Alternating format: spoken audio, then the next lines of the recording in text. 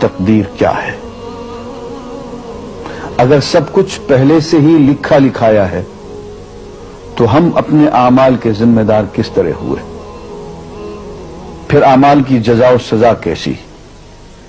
پھر جنت و دوزخ کے کیا معنی؟ وضاحت فرمائے۔ بھئی سچی بات یہ ہے کہ اس سوال نے ایک عرصے تک مجھے بھی ستائے رکھا، اور میں سوچتا رہا کہ اگر واقعی اللہ تعالیٰ نے پہلے سے ہی سب کچھ لکھ دیا ہے کہ میں اتنے بج کر اتنے منٹ میں بیٹھ کے یہاں پہ ایک لیکچر دوں گا، یہ تقریر کروں گا، اتنے بج کر اتنے منٹ میں نماز پڑھوں گا، اتنے بج کے اتنے منٹ میں فلاں کو گالی دوں گا، فلاں کو تھپڑ ماروں گا، یہ پہلے سے ایک میرا شیڈول مرتب ہے اللہ کے ہاں، لکھا لکھایا پروگرام چھپا چھپایا موجود ہے، میرے کا قصور؟ تو لکھنے والے کا قصور ہے؟ بات تو خطرناک ہے نا، بات تو خطرناک ہے نا۔ تقدیر کیا ہے؟ عربی میں اس کے لیے ایک لفظ لکھا جاتا ہے دینی کتابوں میں، علم اللہ السابق، اللہ کا علم جو پہلے سے اسے حاصل ہے۔ اللہ کو معلوم ہے کہ آج میں اتنے بج کر اتنے منٹ پہ اپنی مرضی سے، اپنے ارادے سے، اپنی آزادی فکر اور آزادی عمل پہ، عمل سے کام لیتے ہوئے یہ کام کروں گا۔ اب بھائی کام تو میں اپنی مرضی سے کر رہا ہوں، اپنی آزادی سے، اپنے ارادے سے کر رہا ہوں، لیکن اتنی سی بات تو مانو کہ اللہ تعالیٰ علام الغیوب ہے، علیم بذات الصدور ہے۔ مجھے اپنے بارے میں پتہ نہیں ہے کہ کل 10:10 پہ میں کیا کروں گا، اس کو پتا ہے۔ مجھے اپنے بارے میں پتہ نہیں ہے کہ میں 10 سال کے بعد کہاں ہوں گا، کیا کر رہا ہوں گا، فلاں بج کے فلاں منٹ، اس کو پتا ہے۔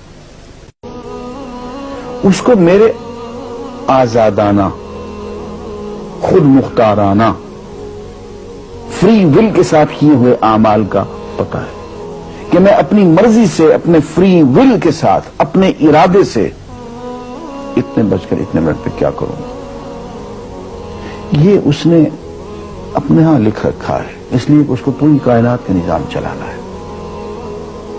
اس کا علم جو ہے وہ صحیح ہے، لیکن اس کا علم میرے ارادے سے نہیں ٹکراتا ہے۔ یہ بات میں ایک مثال سے سمجھاؤں گا۔ میرے ساتھ ایک واقعہ پیش ہو گیا، اس دن مجھے تقدیر سمجھ میں آ گئی کہ ہوتی کیا۔ 1971 کی بات ہے کہ یہاں اکاؤنٹنٹ جنرل آفس میں میں ڈپٹی اکاؤنٹنٹ جنرل تھا۔ اس زمانے میں ایک مشہور نجومی تھا شیخ صادق، یہاں قلعہ گزر سنگھ میں رہتا تھا۔ وہ پتہ نہیں بیچارہ زندہ ہے یا فوت ہو گیا۔ انہوں نے دروازہ کھولا، میرے کمرے میں آ گیا۔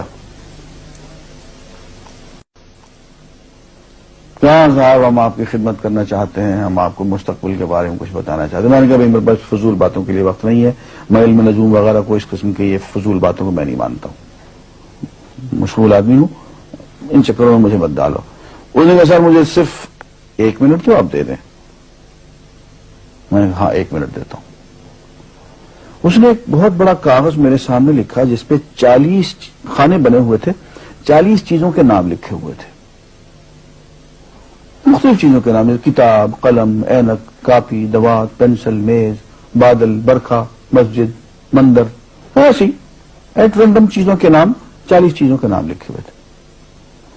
وہ کہنے صاحب آپ ان میں سے کسی ایک چیز پہ انگلی رکھ دیں یا اس کا نام آپ اس کاغذ پہ لکھ دیں۔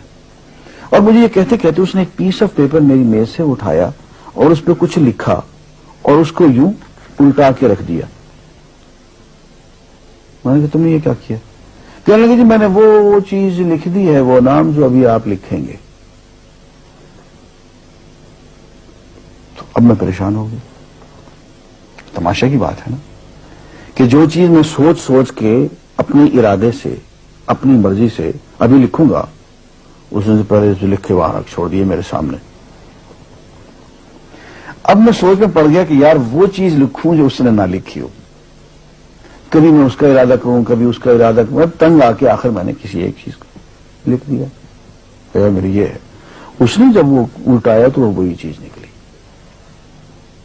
اب پتہ نہیں یہ کیا چکر تھا اس کا، خدا ہی جانے۔ کوئی اس کا علم ہوگا، کوئی فن ہوگا، کوئی تک بازی ہوگی، تک بندی ہوگی کوئی. لیکن اس دن مجھے پتا چلا کہ یار اس کو جو کچھ میں نے لکھا ہے اپنے ارادے سے لکھا ہے، اپنی مرضی سے لکھا ہے، اس سے پابند ہو کے نہیں لکھا. کبھی اس میں انگلی لگاتا تھا، کبھی اس پہ، کبھی اس پہ، آخر چپ کے ایک لکھا میں نے. لیکن اس کمبخت کو پہلے سے پتا تھا کہ میں کیا لکھنے والا ہوں، اور اس نے پہلے سے وہاں لکھ کے رکھا ہوا تھا. میں نے کہا یار ایک محدود علم والا آدمی میرے آئندہ کے اعمال کو اپنے ہاں لکھ کے رکھ سکتا ہے. چونکہ وہ عمل میں اپنی مرضی سے کر رہا ہوں، اپنے ارادے سے کر رہا ہوں، کوئی مجبوری نہیں ہے اس میں. لیکن وہ میری مرضی والا عمل، میرے اپنے ارادے سے کیا ہوا عمل، پوری آزادی کے ساتھ کیا ہوا عمل، اس نے پہلے سے اپنے یہاں لکھ کے رکھا ہوا.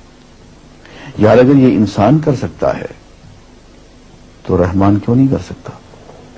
اس نے میرے سارے اعمال جو میں آئندہ چل کے کرنے والا ہوں، وہ سارے کے سارے اعمال اس نے اپنے یہاں لکھ کے رکھے ہیں.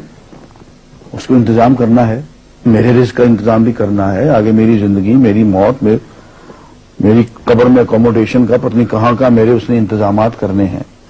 تو میرے بارے میں اس نے سارا کا ڈیٹا کلیکٹ کر کے رکھا ہوا ہے اپنی انفارمیشن کے لیے کہ یہ اپنی مرضی سے کیا کیا کچھ کرے گا. تو اس کے لکھے ہوئے ہونے سے میری مرضی ختم نہیں ہوتی، میری ذمہ داری ختم نہیں ہوتی، میرا ارادہ، میری فری ول ختم نہیں ہوتی. یہی وجہ ہے کہ ہم جو اعمال کرتے ہیں اس میں سے اللہ تعالیٰ اس کی کچھ ذمہ داری ہم پہ ضرور ہوتی ہے. کچھ کام اللہ تعالیٰ کا ایک نظام ہے، اس میں شاید ہماری ذمہ داری نہ ہو، وہاں جبر ہو. لیکن کچھ اعمال ایسے ہیں جن میں خالصتاً ہمیں آزادی حاصل ہے، ہمیں اختیار حاصل ہے، ہم ان کے ذمہ دار ہیں، ہمیں ان پہ جزا ملے گی، ہمیں ان پہ سزا ملے گی، اللہ تعالیٰ بچائے. اور جزا ملے گی تو جنت ہوگی، سزا ملے گی تو دوزخ ہوگی. لیکن آزادی عمل اور ارادہ ضرور ہے. یہ الگ بات ہے کہ اللہ تعالیٰ کو پہلے سے ہی معلوم ہے کہ ہم اپنے ارادے سے اور اپنی آزادی اور اپنی مرضی سے ہم آج اور کل اور پرسوں اور سال بھر کے بعد اور 10-20 سال کے بعد ہم کیا کیا کریں گے اس کے ہاں لکھا ہوا ہے. وَعِندَهُ عِلْمُ الْكِتَابِ، اس کے ہاں سب کچھ لکھا ہوا ہے. لیکن ہم جو کرتے ہیں اپنے ارادے سے کرتے ہیں اور اس کے ذمہ دار ہیں. وآخر دعوانا الحمدللہ رب العالمین.